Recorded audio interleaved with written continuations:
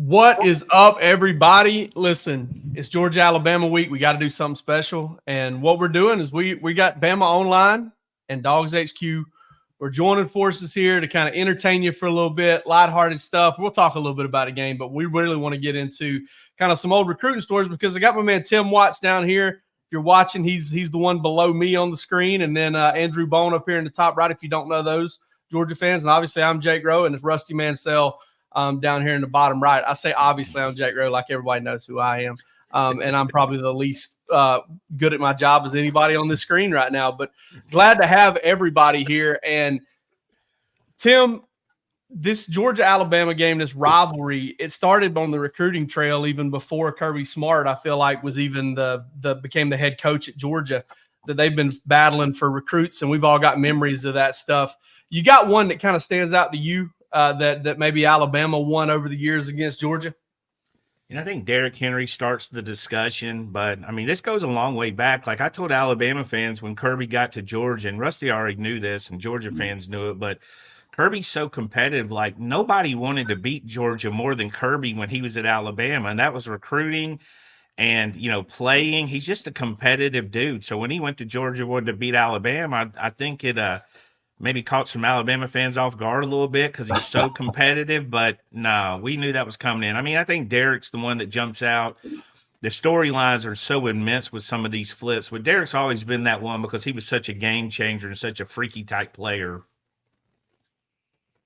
Jake's on mute. This is a normal thing we do. Jake, this is how we like. I muted Jake for the record. Make a lot of noises. I make a lot of noises that I just don't think people care to hear. So I try to get myself out of here. I try not to talk if I can help it. But Rusty, what about one that Georgia won? Which one stands out to you? Ooh. I mean, I guess I'll say Jake Fromm because it wound up being such a big deal. The season he had and getting them to.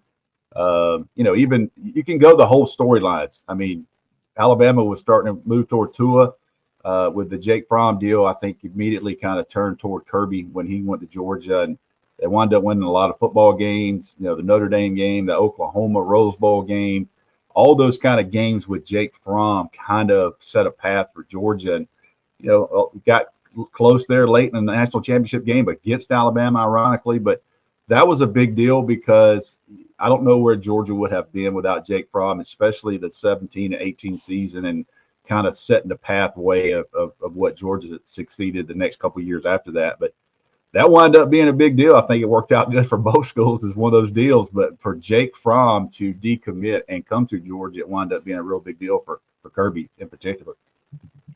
So, Tim, you mentioned this, and I'm sure Andrew's got a take on it too, just that kind of chain of events, that whole Jake Fromm thing. So, I mean, I know it's been talked about a little bit, but it seems like there's just more than Jake Fromm and Tua. I mean, honestly, and you know how much I love movies and shows, but if that played out in a movie, I would never believe. Jeremy Pruitt's fired, Kirby's hired, Jake Fromm goes to Georgia. Pruitt comes to Bama, Smitty comes to Bama, they end up with 2, and then 2nd and 26 happens. There's no way I'm watching that movie and I'm thinking, man, whoever wrote this just doesn't follow college football. He doesn't know how that works. And the dominoes that fell, and again, Jake Fromm had a great career at Georgia. I mean, he had won a lot of football games. Tua was obviously a guy that everyone, watched and knew about. He sent the world. He set the world on fire for a while. He's one of the biggest impact. That 2nd and 26. I mean, next thing I know, he's playing ukulele and his flip-flops on every station. We just went from the backup quarterback to the hero. So the moment was so big. I don't know if we believe it other than we actually witnessed and it was real. Yeah, for sure. I witnessed it. Trust me. And I'll tell you this, and those people, like I've told Bama fans, I love Rusty regardless and Jake. They're good friends of mine, but Smitty caught that touchdown pass, and Rusty Mansell had sent me pictures within 3 minutes. 3 minutes, he had texted me pictures of that catch. Good pictures, 5 or 6 of them. I don't even know how he had Wi-Fi. I would have gave it to you in a minute, but I didn't have Wi-Fi on the floor. But I'm literally standing. I'm literally on the 2 in that picture, and I'm sitting there watching the play, and I was like, wait a minute. This guy's open. Like if my peripheral vision is like, this dude's open, and I'm like, what the bam, game. I was like, I gotta go Rusty watch these sent me. pictures. Rusty sent me those pictures, then said, "F you, don't talk to me for a week." I must add that, but he sent them pictures with the quickness, so a lot of respect for him there. Yeah. Andrew, you go way back too. You and I worked together at Rivals like 10 years ago, and obviously we talked about a lot of recruitments, and Alabama was winning a lot of those. Then Georgia would get one in every now and then. Any one of them kind of stand out to you wild ones? Wild ones. I think you look back at one guy that did not go to Alabama or to Georgia was Eric Gilbert. I mean, I think that was probably one of the wildest recruitments that any of us have ever seen. I mean, everyone was thinking he was going to Alabama the day of his announcement. Georgia was certainly a top contender, and obviously ended up getting him for a little bit down the road. But that was probably the craziest moment, because I remember talking to Shea Dixon and those guys down at LSU, and they were not expecting Eric Gilbert to commit to LSU that day. You check in, hey, any chance? Nope, not going here. Yeah. And then, and then he announces for LSU, and everybody in the country was just stunned. So, it was kind of outside of the Alabama-Georgia battles, but that was a kid that I'll never forget that particular announcement. As far as Alabama and Georgia, even though kid didn't go to either one of those schools. Dude, I was there, and like when I thought Alabama, I'd been talking with Tim, and I was like, I think it's Alabama. Georgia kind of thought they were in that thing, but I don't know. They really thought they were going to get him, but nobody knew what he was going to say. And he walked up there, and I'm sitting there at the College Football Hall of Fame, and he says LSU, and everybody's looking around waiting for him to throw a hat or rip a jersey off or something. And they start hugging and clapping, and Mom didn't have anything on purple or any LSU colors, and I was like, "This dude just went to LSU." And I love Shea Dixon to death. I call her Shea Dixon guy, and I said, "Shea, Eric Gilbert just went to LSU." Dawg, you're kidding me. I said, get your ass up and write a story. This guy just went to LSU. Here's the interview. And I feel like we need to bring Shea on here for like 3 seconds just to kind of let people kind of feel him out and understand what that probably was like. Shea would be like, I told y'all he was going to LSU. Shea told me that one of the kids in the office had to run out. He said they were practicing. He had to come out screaming, "We got Eric Gilbert!" They didn't know. Coach O was like, "What?" Coach O said, "What happened?" Dude. Man, y'all should have seen me and Rusty. I mean, this was recently. We're like, hey, we're going to do a CJ Wiley live announcement deal. We're going to do one of these things that we're doing right now live. Oh, we did. And my guys, I had to go supper with you. Ooh, Lord. I mean, we were kind of prepared to talk if he had chosen LSU a little bit, but then he chooses Florida State. We're kind of like, well, it's another one. Good luck. I was waiting for him to pull something off, That was kind of crazy, guys. Georgia didn't get CJ Wiley. They'll keep recruiting him. We'll see y'all later. Hey, and it was just we shut it down on like 1,500 people. It's like, all right, guys, last call, lights out here. I was like, we didn't know what to say. We got to get out of here. We got to get out of here. For sure. KJ Bolton the first time last year when he picked Florida State. Yes. I'm in there, and I kind of knew what's laughs now that I say this, but. First sign was I walk in. There's like 9 writers from Tallahassee there on a Saturday night in Buford, Georgia. I was like, they got a better chance than people think they do. Yeah, I think it was on like August 5th too. So it's not like anybody's trying to be anywhere. Yeah, man. It was wild. I had a young guy covering a kid up north that was committing, and he walked in and he texted me and he said, "Hey, they've got an Auburn cake here. You think that means anything?" I'm like, well, Jake Russo always tells the story about Micole Hardman, that he goes to Micole Hardman's announcement. They've got cakes for all the schools out there. And, he walks up there and there's a lady there's a guy standing there at the table, and he says, "Hey, y'all don't touch these other 4 cakes right here. We taking these back." And so they were taking the cakes back. I guess they had rented some cakes from Publix, and they were going to send them back. So I thought that was a great. I took a picture of that cake that day, and they didn't have Georgia on it, and I picked up 1,000 Michigan followers. I'm telling you right now, it was the craziest thing I've ever seen in my entire. I've never picked up any. I picked up 1,000 Michigan followers in one day. Of course, I got a bunch of unfollows the next day, but. I was like, what the heck is going on? I took a picture of the cake. Didn't have a Georgia on there, and I knew he was going to Georgia. And I was like, okay. And man, Y'all remember when they started putting those hats out on the table, and 4 of them would have the tag, and one had the sweat ring around it. You know what I mean? And, Yeah. Or they had those cheap starter ones, and one had a velvet of the other school. You're like, oh, I don't feel good. Hey, I went to an announcement one time, and the kid told me before the announcement, he gave me the commitment story, got quotes and everything. Go to the announcement. It was somewhere in North Alabama. We get there, and all I see like 6 or 7 other Alabama guys, not team site guys, but AL.com, places like that. Local reporters, knew all of them, all Alabama fans or Alabama reporters. So we go up there. Kid comes out, announces his commitment. He goes, "I'm going to commit to the University of Auburn." Oh man! Oh. Everybody thought it was a joke. Everybody just like, okay. Yeah. And I thought it was a joke too, because he had given me the quotes day, and he was like, "Any questions?" And nobody said anything because they were waiting for the punchline.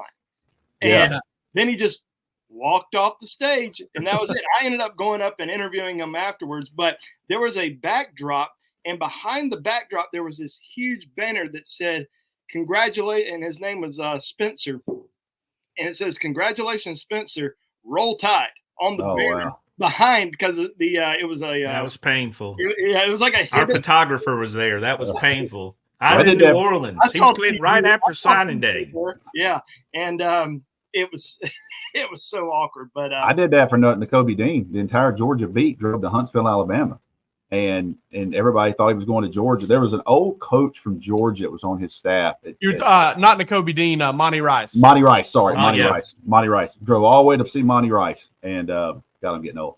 And over in Huntsville, and Monty, he'd given us quotes. He was going to Georgia, and he picks LSU, and everybody, I mean, there's not one person from LSU there. Here I am again, sending damn Shea Dixon quotes and stories, and he's like, "I appreciate you, man," so I sent him some stories and all that. I get in the car and drive about 15 minutes, and that coach is there calling me. He goes, "Man, that is crazy." And I said, "Hey, it happens, I'm seeing it, wilder things, and I'm driving 3 hours back." And he goes, "Well, man, he's on the phone with Georgia right now. I don't think this is done." And I was like, "Oh boy." So it took, he never even announced anything. He just showed up. Never decommitted from LSU. He never decommitted. He just showed up. But I'll tell you one, I'll give you an Alabama one, and Watts knows this one. The day Derek Brown committed to Auburn, I went to cover it for 24/7. Georgia wasn't in that thing at the end. And everybody felt like Auburn was the lead. I walk up and sit down, and I'm there real early because I'm always paranoid about Wi-Fi and signal and all that. And I was going to try to go live. I was going to try to go. It was even though it was on ESPN, we were going to go live for 24/7 at the time. And I see Derek Brown get up, and he's literally pacing outside the door, and he's on the phone. And I can tell the conversation he's having it's a serious conversation. I mean, he is walking back and forth. And so I get up, I go outside and take a call. I see him put his phone down. I've known Derek for 2 years. I said, "Derek, everything good?" And he goes, "Man, this is hard." And I said, "Okay." I said, we'll all about find out in a minute. He turns his phone around, looks at it, and it was Jeremy Pruitt for like 22 minutes. I'm telling you, that thing was that close to Alabama at the very end. And when he sit down, like that was literally 1 minute before he was about to announce. I mean, the entire auditorium was there, and he was on the phone with Alabama the last 15, 20 minutes right before that. That thing was a lot closer than people ever thought at the very end. And when if we report it, they think we're building drama. Not so much now. Dude, now I witnessed that. Now fans know there's a lot of drama, but shoot, 5 or 6, maybe 7 years ago, it was, "Hey guys, this is swinging. Oh, you're trying to get clicks." It's the internet. You got to click anyways. You know what I mean? Yeah. And then if it gets slow, for a bit, it's like, "Hey, sometimes we just want to hear a rumor. We just want to hear," and I'm like, "Hey, come on now. Like you can't get us for trying to build drama. Sometimes it's really, really close. And I know that fans will be interested in knowing that." Look, the behind the scenes stuff. People that are new to recruiting. Yes. Well, the behind the scenes stuff's like Greg Reed. Y'all remember Greg Reed? Oh, that my was God. brutal. Ooh. That was brutal. This guy went on the radio. I don't even know if it was ever recorded. It was live radio, but he said, "I'm sorry, Alabama's going to be so mad." I mean, that just was a mess. That kid just was bullied, I guess is the best way to put it, to end up with, not going to Alabama. And it wasn't about Alabama. It's about going somewhere else. But, we cover that and the stuff changes, and it's not we're blind, or it's not, And if I remember correctly, his recruitment was like a 3-month recruitment too. Like he kind of he kind of overcame the size issues as a senior, and then everybody was like right in there on the very end. Dude, that was a strong FSU school though at the time. I think the head coach was a big FSU guy. Yeah, they all went to FSU. Coach so that was huge. He was huge. I felt bad. The kid literally apologized on the radio afterwards. He said, "I'm sorry, Alabama's going to be mad." I won't say the two coaches because Watts knows them, but I mean, this is real now. I mean, his dad was in prison at the time during his recruitment, and Georgia and Alabama both had guys that Saturday morning on the visit in line to go see his dad. I mean, like, don't tell me they don't turn every stone over. They had to go see his dad in jail, and you had to get clearance. So I know those two coaches that had to physically file paperwork with the state of Georgia to go see him. Same school to go see that guy. Same school. Mark Rick's on an in-home visit with Josh Harvey Clemens, and Josh Harvey Clemens is a licensed bail bondsman, and he had to go post somebody's bond. Mark Rick went with him to go post the dude's bond. Oh God! Accompanied aides. My favorite recruitment of all time is always going to be Reuben Foster, because there wasn't a Georgia outlet out there that didn't have a video of Reuben flipping to Georgia. Yeah, but about 5 schools had a video of that. But here's the thing. Everybody knew they weren't going to use it. Everybody knew that Reuben Foster was not going to end up at Georgia. No. And I don't know if Andrew remembers this, but when Reuben decommitted from Auburn, I remember I got him on the record when he moved to Auburn, and when they were moving in, he was like, "Yeah, just go ahead and put it out, man. I'm getting all these calls." And so I put that out there, and Georgia was an afterthought at that point. And then he decommits from Auburn, and everybody's like, Georgia, because he's burnt this bridge with Alabama. And I can't remember who called who, but I remember telling Andrew, I was like, "Oh, he's going to go to Alabama." And he's like, "No, man, he's going to Georgia." And I was like, "Dude, I'm telling you right now, this cat right here will not end up at Georgia. If he was going to end up at Georgia, he'd have committed already and shut this thing down. Like, this cat does not want to be at Georgia." He was just so different, you know. He was a grown man. I went to see Eric Anders. Remember when Eric Anders started to be a UFC fighter? He was fighting in Birmingham up by you, Andrew, that Mountain Brook. I forget what it's called, but it's over there by Mountain Brook. So I said, not a lot's going to happen. It's Saturday night. Reuben's on a visit to Auburn, right? Alabama's not really doing much. I'm sitting there watching, and I have somebody send me a photo, and I see Alvin Kamara. You know, Bama's got 3 running backs committed. Yeah. So it was hard to think they'll get a 4th one. You know, Alvin had moved into the top 100, top 60 range. So I see Alvin Eaton. I'm like, holy crap, he showed up. That's huge. And the guy sent it to me. He said, "Hey, dumbass, look in the background." It was Reuben. Reuben was behind him at the table eating. I was like, "Well, he's supposed to be at Auburn." So I'm away from the computer. I get home, and whatever happened at Auburn was all over the message board. I was like, boy. Andrew, you remember that night? Oh yeah. You read my story, and then you got back to your house and wrote. Andrew was at some party. Believe me, on Saturday, that's an off day at Andrew, especially at that age. Dude. Reuben Foster. Oh, I love it. Reuben Foster sent me a video, and if we ever talk to him, he'll confirm this. And the videos used to be like grainy on those phones, so it was enough. I don't know even who the hell was filming it. Reuben called me and said, "Hey, I'm sending you a video." I said, "All right." And like, this was probably December of that year. I said, "What you got, man? I'm gonna send you this video." I said, "Okay." Hang up. Don't get anything. I was like, there's no telling what Reuben Foster's doing at 9:30 at night. And he calls me. He said, "Hey, did you get it?" I said, "Reuben, I hadn't got it, man." He goes, "It's coming." God. So it literally comes in, and I look, and it's Reuben Foster. And he goes, "Hey, Mr. Rusty, this is why I'm a 5-star. This dude is, God is my witness, is fully suited, uniform, helmet, everything. He had his entire Under Armour uniform on. He's got his chin strap buckled up. He's got a mouthpiece in after he talks." And he looks at the cameraman. He goes, "You ready?" And that guy goes, "Yeah." Reuben takes off in the front yard to the edge of the woods and absolutely crushes a tree. I mean, I don't know how big the tree was, but he breaks the tree in half. Reuben is laying. He is laying on the thing, and the video quits. I'm like, did he die, or what do we? Reuben, everybody already knows you're a 5-star. You ain't got to be splitting trees in the yard, man. And I lost the video somehow over the years or whatever. But I was thinking, man, one day I'm gonna run this one because this was an all time. The man was full uniform, buttoned up on like a random Wednesday night, and thought, you know what? I'm gonna send Rusty Mansell this video of me busting his tree in half. I mean, it was the damnest thing I ever. And it was dark, like it was grainy, and he's just laying on the tree when the video ends. So I didn't know what happened. I think Ruben's probably the hardest hitting high school linebacker that I've seen since Trey Blackman. Yes. Dude, I was about to tell you. Same area. I went to see Trey Blackman play a game back then for the company, not so much for me. We knew it wasn't Bama.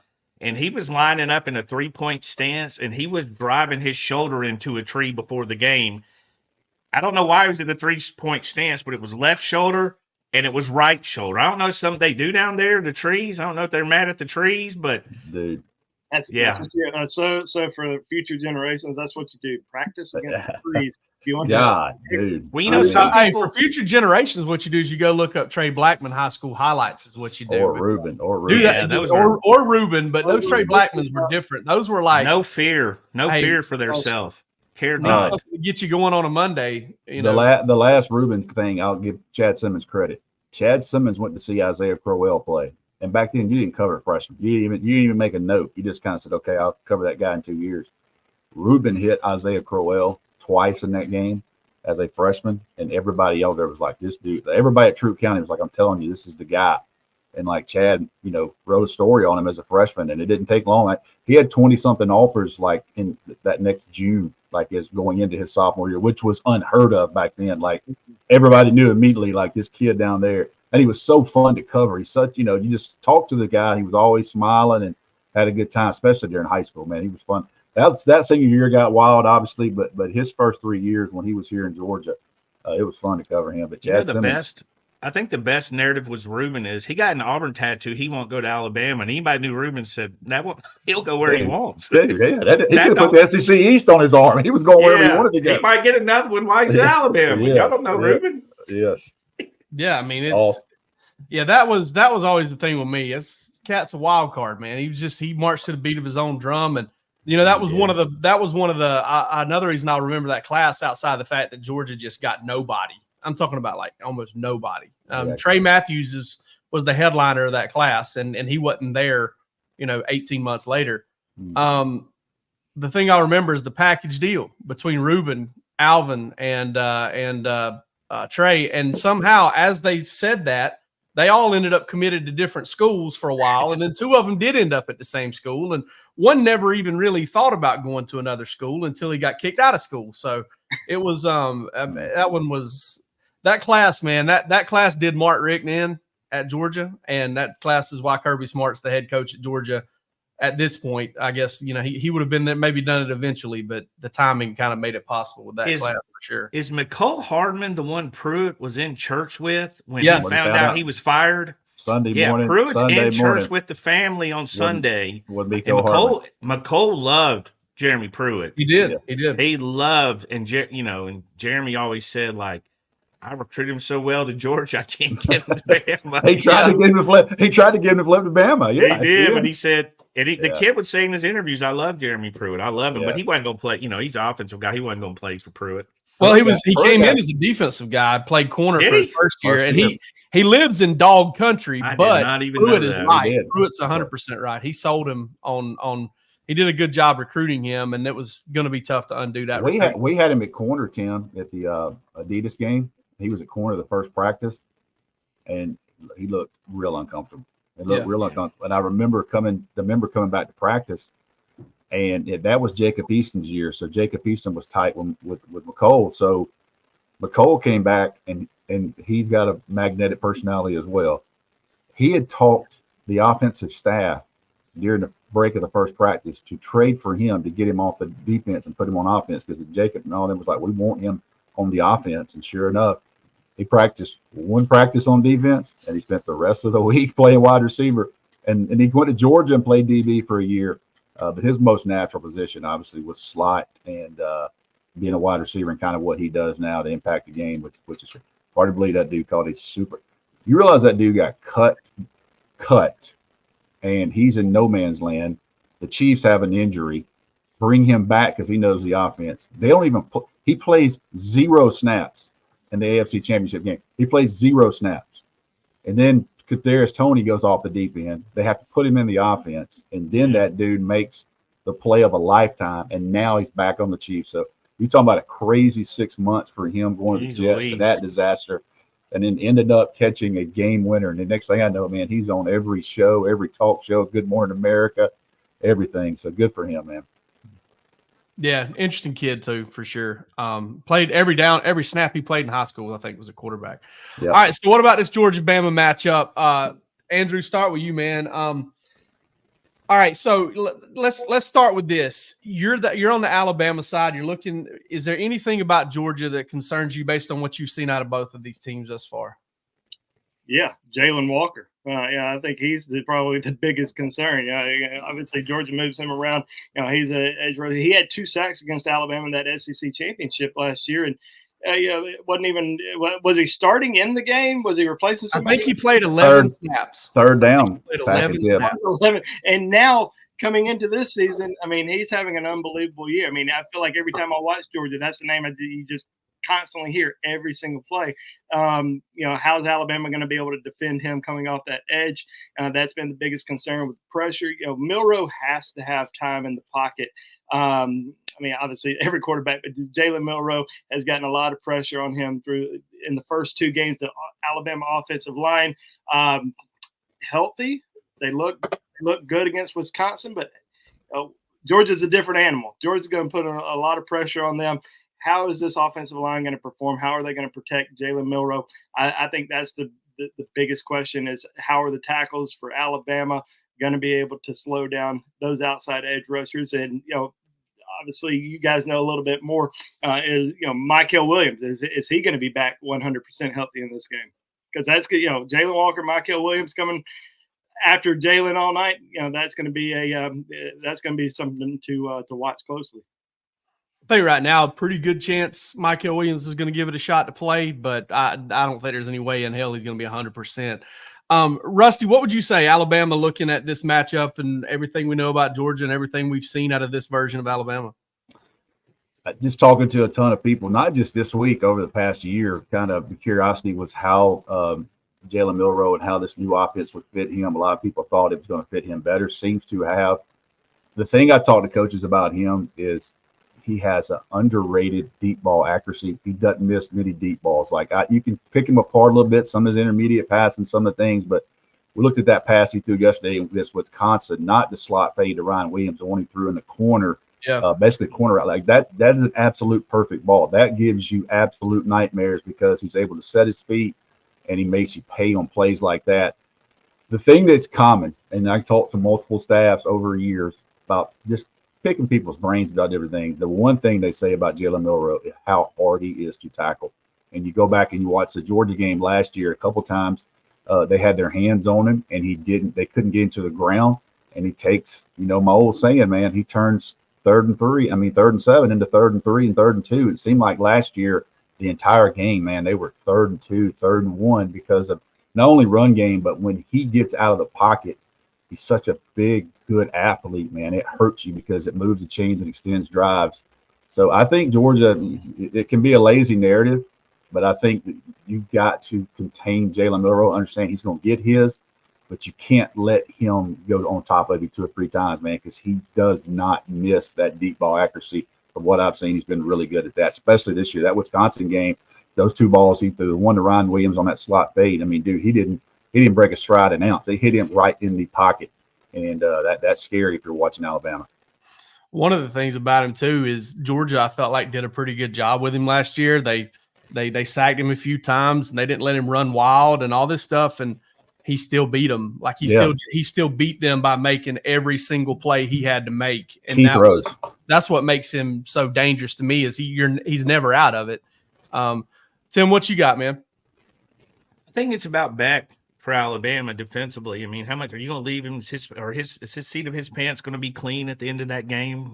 Back of his jersey, you're going to have to put a little pressure, and you don't necessarily have to sack him. He's a big kid, but you got to trick him up. You can't leave him sitting back there 5 Mississippi, going through his progressions and all of that, because I mean, that's really what's going to benefit him the most. Now, I've talked to people where he lost two of the best I call them safety blankets. For Bryce Young, I always say Robert Mechie was that guy. Everybody talked about Jamison Williams, but sometimes you just have a guy when you're scrambling to your right, Bowers was that guy. He was coming back to you.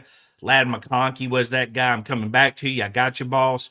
That kind of thing. So I think you want to pressure him and give him different looks. And, to me, I don't think either of these teams have been I think they've been pretty basic. I mean, I've seen every Georgia game, every Bama game. They've been pretty basic leading into this because they could. Now, when you're too basic, you're holding on in the fourth quarter against Kentucky and South Florida. That's the thing. Football keep you humble. You know what I mean? Yeah. So I think we're going to see whatever they've got. I think we're going to see their punches this week. Also with the knowledge that this ain't the end of the season. There's so much football left to be played. This is a game you want to win. There's a lot of pride. I mean, Kirby Smart was born in Alabama, coached at Alabama, a lot of players from Alabama, and back and forth. So you want to win the game, but also it's changed. The 12-team playoffs changed this a little bit. The one thing, Tim and Andrew, you can touch on this too. Everybody's having to reprogram themselves because every Georgia Alabama game has so much on. Somebody's season ends, somebody wins a championship, or somebody's season's done. Like this is a huge, and almost every time it's been Georgia. So. This is a huge 8 out of the last 9. Yeah. This is a huge but you won game. a national championship. You got I mean, the one you won. Hey, the one you won's a big one. So that. Hey, listen, I'm all about kind of giving Georgia fans flack for complaining about really anything when you've won 49 out of 51 games. But I get where they're coming from. I mean, the cool thing about this season for me is Georgia can lose this one, right? Go in there, you play okay, but you're just not good enough. Well, you lose it, and everybody's going to melt down for a little bit. They're going to get fired right back up for Texas next month. And hell, maybe Georgia doesn't win that one either. You're still in the fight until Ole Miss, and you beat Ole Miss and you beat Tennessee and win what you're supposed to, and you're in. This season's just it sets up where Georgia's in it the whole way. But they want that win over Alabama. I can tell you that they're tired of losing that football. Lose this game. Yeah, I mean, you don't want to lose it. You don't want to lose it. You look at the schedule for both of these teams. You've got some different. Both of these teams have difficult games left. Yeah. Alabama's got to go, at Tennessee, at LSU, home against Auburn and South Carolina, Mizzou. Georgia's got it tough. I think you're stretching. I think very tough. Oof. You got at home against Tennessee, but you got to go at Texas. You got to go at Ole Miss. Those are some very hard games. Margin for error is tough. A very important game for both teams moving forward. Yeah, and I agree, going back to what Rusty said, you also do have to factor in how many games can you play this year? Is it 16, 17? You could eventually play 17. 17 games. That's an NFL regular season. So you go out here in game 4, and lay everything out there, mess around and play a player who's injured, that guy gets something's worse or get banged up. I mean, you got to play for the whole schedule. Rusty, I agree. And I know Jake and Andrew will. You're in a maintenance stage where we want to win it, but it can't cost us because we got bigger, plans down the road, bigger goals down the road. It definitely brings some more decisions into play if you're a coach. I mean, both things are absolutely true. You really need to win it, but you really don't need to win it at the expense of anything if you can help it, and that's kind of the decisions that kind of get made in those situations. My matchup, I tell you what, I'm looking at Ryan Williams, and it's because of the marriage with Ryan Williams and Kalen DeBoer, because Kalen DeBoer has such a strong reputation of being able to find matchups for good wideouts and for accurate quarterbacks. And I know that as hard as Georgia's going to do to try and not get Ryan Williams matched up man-to-man on a safety or matched up man-to-man on a star slot corner, he's probably going to get those chances. Now, what does Georgia do with those chances? Are they able to kind of snuff it out and do some things right to keep the ball from going to him, or is he going to hit them for big plays? And that to me is the matchup that kind of is going to determine whether this game is played in the 20s and 30s or whether it's going to be kind of a low scoring game, because I've had that feeling all week that I thought it was going to be kind of a lower scoring game, and maybe both teams in the high teens or low 20s. Well, I can tell you this. If Georgia scores 28, 23, 28, 24, 24, 24, they've lost every one of those. Every one of them. The one they've won, they scored 33. They've lost 24, 24, 24, 28, 23, 10, and 28. They lost every one of those. It looks like 30. 30 is a number they got to get to at some point. But I'll say this, guys, before we end this thing. Or you hold them under 20. That worked that one time too. Yeah. The game like this, you got Malachi Starks, who was a 5-star. You got KJ Bolden, who was a 5-star. You got Ryan Williams, who's a 5-star. That's the football nerd part where you get to watch these guys compete. Yeah. And that's the best part of a Georgia-Alabama game. And the best thing, Tim, and you know this as well, Kirby always tries to hide something. Last year he tried to sneak Anthony Evans, and he did sneak Anthony Evans on that punt return, and then you almost got it, almost ran it back, got tackled there by the last guy. But you're not going to hold anything back. You're not going to sugarcoat anything. If you got a player that you've been trying to get in the fold, both teams have had a bye week. So maybe that freshman that they thought he's not quite ready. It's time to go. You got to have your best 22 on the field every single play, whether that works, young kid or not. So that's what's exciting to me. You don't have to answer. You don't have to worry anymore. What do we have? Both teams are going to answer a lot of questions on each other Saturday night. That's the best part of this thing without a win-loss result. I don't like the narrative where it's if Kirby doesn't beat them now, will he ever beat them? If they do beat them, the torch is passed. I don't think Bama and Georgia's going anywhere. I think they're both. You know what I mean? I think y'all come to Athens next year. I mean, it's right back to it. Yeah, I think that this game, to me, I'm extremely excited to have a great game this early in the year. And it's not a normal game. This is a regular season game. It's been a while since they've been, in a regular season environment. So I'm excited about that. But the whole narrative of everything else is kind of played out. They both recruited at a high level. They're both successful coaching staffs. There's not, to me, if Kirby loses this and takes a lot of heat, it's going to be a disjustice. But I will say, Jake, back to your point about they want to win or they'll be upset. We cover teams that winning doesn't necessarily mean they're not upset. That's right. It ain't just winning. You got to win the first game like Alabama did against Western Kentucky. 63-0. Everything's perfect. Because anything else, they're great. Because they're used to winning. They're used to, look at the history of these programs, the successful players they've had, put them in the NFL. They expect perfection. Yeah, they do. And I'll tell you what, if your team has third quarter troubles, if you've scored 3 points in the third quarter in 3 games, these folks that we deal with, and I wouldn't deal with anybody else because I love the passion of it. It keeps me going. But they know exactly where their team's weaknesses are and where they're struggling, and they just want to see everything come together. And I know they'd love to see everything come together against Alabama. How about our board tried to pull together and buy all 22? They want the all 22 film. They were talking about, can we get together and buy the all $40,000? Yes. I said, boys, what are they going to do if they get the film? What are they going to do? They're going to break it down. They were going to watch it together. Yes, they were hot, dude. They were hot at the Kentucky game. So I was like, what's funny about that is they don't understand. They don't understand that when these guys grade that film, when they go back and look at that film, they're looking at a call sheet with the exact call that's supposed to happen right there and any adjustments and anything else that came with it. And they're looking at it and they're grading it based off of I'm talking about looking at so much information. And we've got folks, and listen, we do it a little bit too. We just kind of point out specific plays and players and more than X's and O's. But man, you've got these people running around out there being like, look at this horrible block. And I'm like, man, you don't even know which way he was supposed to be going there. What are you doing? Let's just calm down on this. That guy will whip your ass if he finds you in person. It's just wild how critical we've gotten with the all 22. I think it makes it. I just think it's part. There's so much information now where you can see a play, and you got guys. Cole Kubelik's one. You got many guys breaking down plays on Twitter. And I love the real breakdown of the play as far as the positive aspect. Again, on the negative, you don't even know who caused the interception. Yeah. A quarterback, it looks, what does it look like when a quarterback hits a safety between the numbers? It looks like he made a terrible pass. Well, he's supposed to have a wide receiver there. They throw a lot of blind passes expecting you to be there. The classic examples, the pass Rusty's talking about with Milroe versus Wisconsin to Jeremy Bernard. When he threw that ball, he wasn't open. Mm-hmm. He was just getting into his break and going. He's throwing to a spot. That's what they do. So if that wide receiver's not at that spot, quarterbacks take a lot of heat for that. Let's get out of here real quick before we do. Final thoughts. Andrew, you got a final thought on this matchup, Georgia game? Yeah, I mean, I think it's going to be an outstanding game. I think it's going to be close all the way until the end. As far as a final prediction, we'll drop that on BOL later on this week. But watch his train you well, my man. Hey, it's going to be fun. It's another classic Georgia-Alabama game.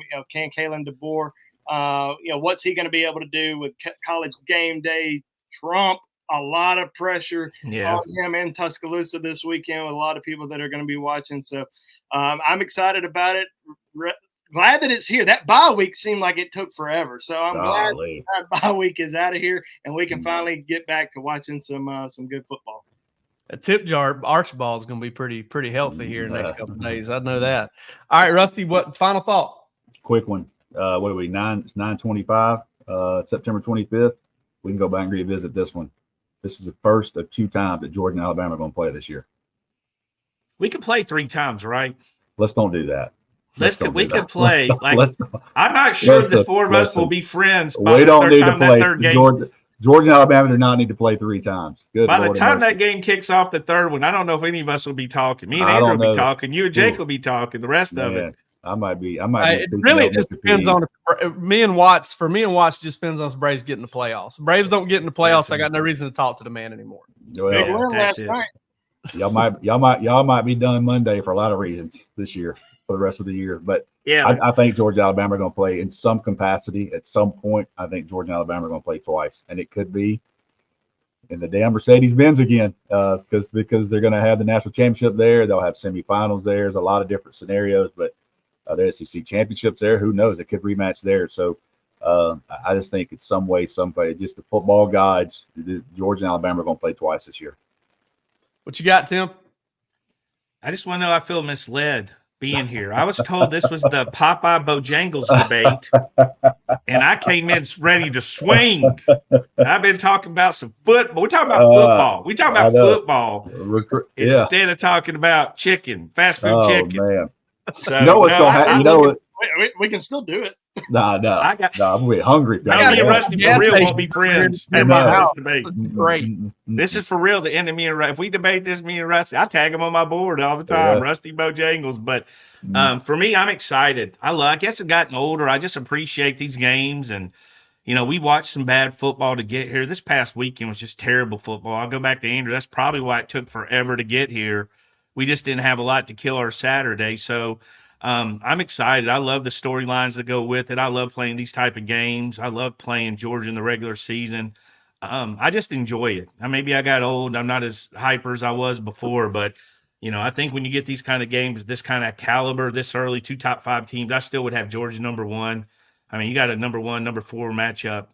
You just can't beat it. You should enjoy it and, for what it is. Listen to us talking about how bad last weekend was when Auburn lost. How about that? It can't be that well, we're trying to be politically correct. We can do a different pod now. We can start another one after this. We'll get us some views. Turn that damn jukebox on, baby. I'm along the same lines as Tim, man. September, it's cool to kind of get a game of the year, take the level game in September. That's pretty awesome. I know Alabama kind of had that going last year with Texas, and hell, you ended up with 2 playoff teams playing in September. But you just don't see the league games being this important this early, and it really is a weird dichotomy that you're dealing with there. With all right, you got a lot to play for, win or lose, but really need to try and get off on the right foot here and kind of set yourself up for the rest of the season, guys. This was a lot of fun, and hopefully Rusty's right and they play again, and we'll do this again just because we want to. I think that would be a cool thing to do, but I'll let you know. I'll let you know Sunday if I agree to those terms or not. Hey, we appreciate everybody's time, and thanks everybody for watching. Thanks everybody for listening, and have fun watching that game on Saturday. Hopefully, it's entertaining.